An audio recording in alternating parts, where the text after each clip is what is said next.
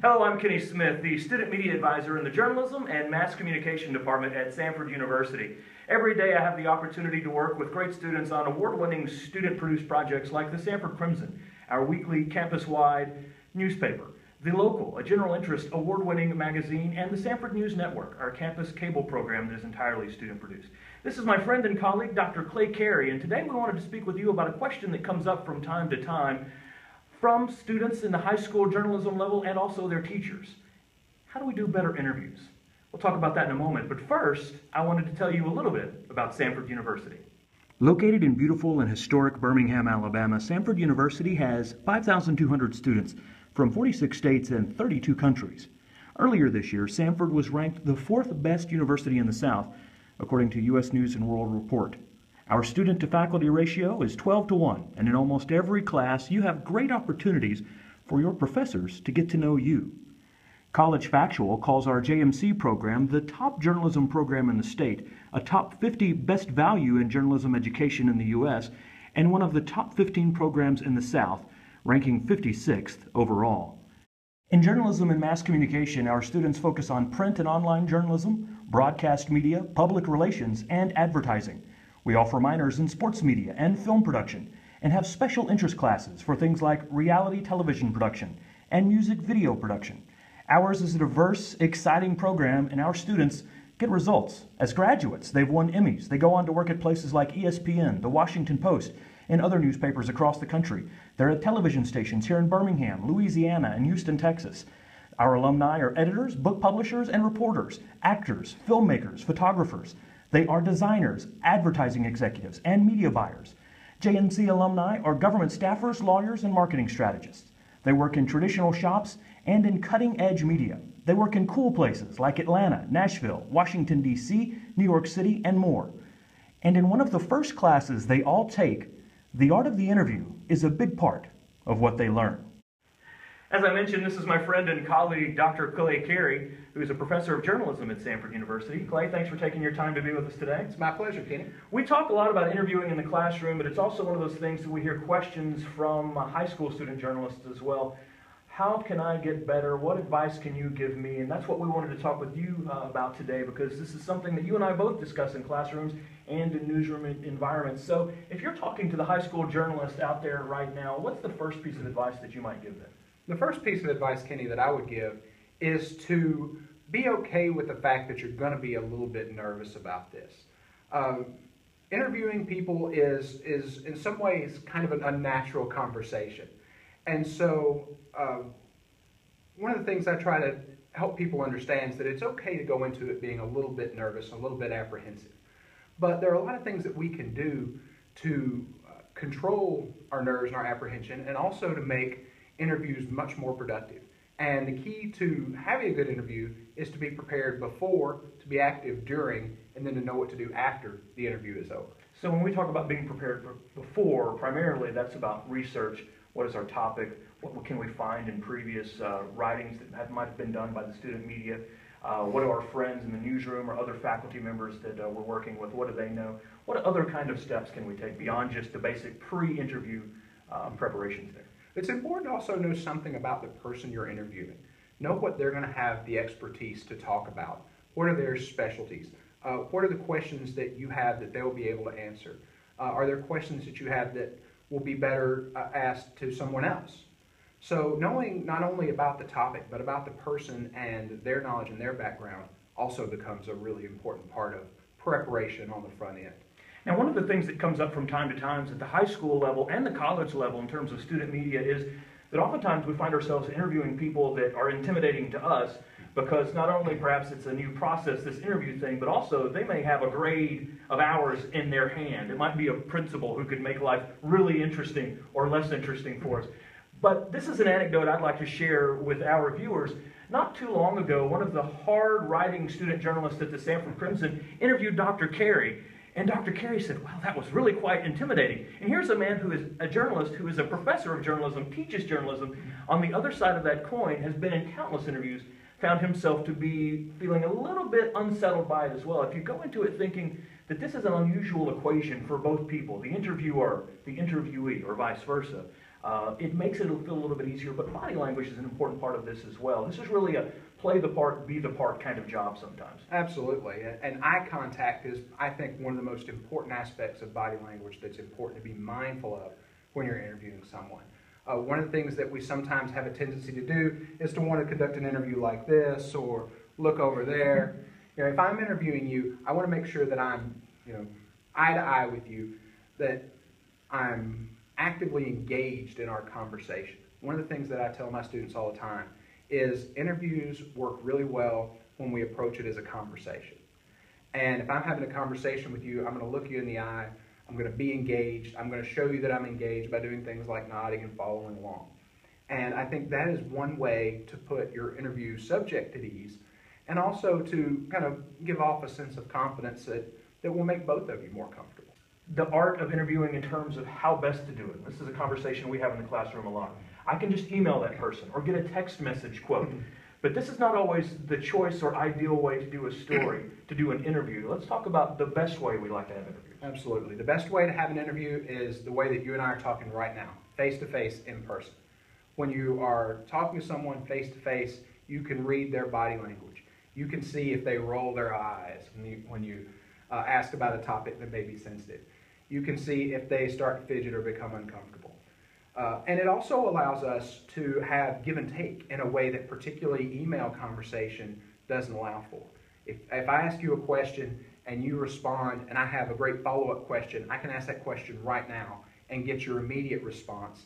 And again, it's more like a conversation. And when we have a conversation, then the information that I, as the reporter, get is much more valuable and much more productive and allows me to write a better story. But if we're exchanging emails and I email you something and then 30 minutes later you email me back and I email you back a half hour after that, then that spontaneity of conversation is gone. And it's very prepared and it reads like it once more when you write that quote. My favorite example of that goes back a little bit to the body language issue that you were talking about earlier. I like to talk with students in a classroom about how if I don't believe you, if I'm interviewing you, I can just sort of stand there and give you the stony silence, which every reporter loves. Oh, sure. And I draw that out in the classroom example until everyone is giggling and uncomfortable and squirmy, because that's that context of that body language. We all sort of read each other, even in an interview, which is a very dynamic situation. I know that this person is on to me or doesn't like that answer, and sometimes that second answer, when they try to rephrase things, can be a better quote. Oh, absolutely. One of the things that I tell my students all the time is not to be in a big hurry to talk. This is good practice for interviewing in any kind of situation. You don't want to be the person who's doing the majority of the talking. You want the person you're interviewing to be doing most of the talking. And so those drawn out pauses create this awkward silence that somebody will jump in and fill. And sometimes it's, me as the reporter, sometimes I have that urge to jump in and fill that. But if I can resist that, then most of the time you, as the person who's being interviewed, will jump in and fill that. It may not even be that I don't believe you. It may just be I'm still taking notes, and then you think of something that you want to expand on, and you keep talking. And when you keep talking, that's good for me, the interviewer. The ideal first kind of question, the ideal last kind of question you like to put forward to an interview subject when you're doing a reporting job? When I'm starting an interview, I don't like to just dive in and start immediately asking questions that I have prepared. I like to kind of get the person comfortable. And what that means a lot of times is idle chit-chat. If I go into your office and I'm going to interview you about what it's like to be the advisor for a student newspaper, I'm not going to immediately start peppering you with questions about that. I'm going to see the fish hanging on your wall. I'm going to say, oh, you're a fisherman. When did you catch that? Things like this. And I'm not taking notes. I'm not writing stuff down. It may be something that ends up being relevant to the story at some point. But when we can do things like that, when we can make the person we're interviewing feel at ease and feel comfortable, then that paves the way for a much better conversation along the way. So my first question usually isn't a question about what I'm writing about. It's a question about the person. What's something that they're going to be comfortable talking about and something that they're going to be interested in talking about. Most of us like to talk about ourselves, so that's what I generally like to ask people to do. I like to start that process by trying to make them laugh, if it's appropriate. Not every interview is that appropriate, but to have a great giggle somewhere is just one of those things that makes us feel a little bit better about circumstance. But then also try to quickly work into this idea of asking you why you've accepted the opportunity to do this interview. because that gets to motivations, that lets them to explain their thoughts, it lets them explain themselves, and it's just a way to sort of ease into, as you said, not just immediately peppering them, but ease into something like a question and answer format of a conversation. Big questions you like to end interviews with? There are two questions that I always ask at the end of every interview. One of those is, what should I have asked you about that I didn't ask you about? You know, if I'm interviewing you, I, as the person asking the questions, am largely in control of this conversation. And there may be things that I don't know to ask you because you're the expert and I'm just trying to get information. So when I open the floor to them at the end, there have been many times when the person I was interviewing said, well, there's this other aspect of the topic that's important that we didn't really talk about. You really should think about this. And I didn't know to ask about that because you're the expert, not me. And giving people the time to kind of say, well, I want to come back to something we were talking about earlier because, you know, I thought about this other example, or you know, giving them a chance to take a little bit of control of the conversation and steer you in directions that may be valuable is really worthwhile. So that's always one question that I ask. And I always ask people, who else should I talk to? Because, you know, stories require a lot of sources. You can't just interview the same person over and over. And so when you can ask a source, who else would be good to talk to about this? You know, they're in those loops. They know who is an expert on school bus safety or who is an expert on teaching Spanish, and they can help direct you to sources who will add even more value and more context to what you're working on. One of the great things about being a journalist, a student journalist at any level, high school, college, or professionally, as you and I both were before we returned to academia, is that you get to learn about all kinds of people and all kinds of stories and circumstance, and you get to ask a lot of nosy questions. Interviewing is a lot of fun, but practice, make sure your equipment is set, have your questions, at least some of them prepared, and make it a conversation. That will make the process easier for you as the interviewer, but also for me as the interview subject as well. Dr. Clay Carey, thank you for your time today. Absolutely. We thank you for watching. If you have questions, please let us know. You can write us either on Twitter. You see that below us on the cool graphic right about here. Thank you for your attention today. If you have other questions, please let us know. Please come visit us at Sanford University. The Journalism and Mass Communication Department would be very excited to hear from you. Thanks a bunch. Have a great day.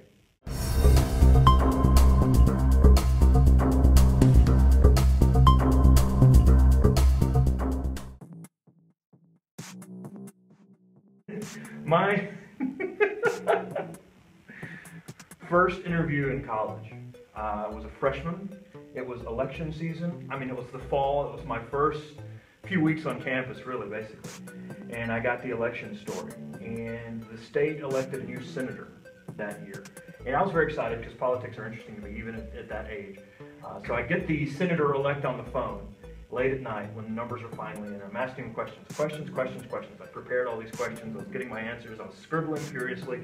And it was apparent there in the campaign headquarters that they were having a great time. They were celebrating, and they all wanted to go celebrate. And the man said to me after about 10 minutes of interviewing directly, and I'll never forget the quote, he says, "You ask too many questions. You're going to be a terrible journalist." And this wounded me. Oh, this man thinks I will be a terrible journalist. I went to my professor the next day and said, I don't know, this is just not working out. Apparently I'm a terrible journalist. I asked too many questions. I was really, hurt by this. It really stung. And my professor said, no, that's a compliment. You're supposed to ask a lot of questions. I was getting in the way of the man's party. So one of the people who came to this game every year was a professional wrestler named Jeff Jarrett. Jeff Jarrett lived in Hendersonville, which was a city not too far away, and had been in professional wrestling for a long time. And he wrestled people like Dusty Rhodes and Ric Flair. A big family tradition for him, yeah. And so I was a really big professional wrestling fan when I was a kid. So I'm giddy about the opportunity to meet Jeff Jarrett, somebody who I had seen on TV and enjoyed watching. And so he was late for the basketball game. So I had interviewed the guy from Sawyer Brown. I had interviewed some other people, but I'm hanging around waiting for Jeff Jarrett. And he said, yeah, I'll talk to you.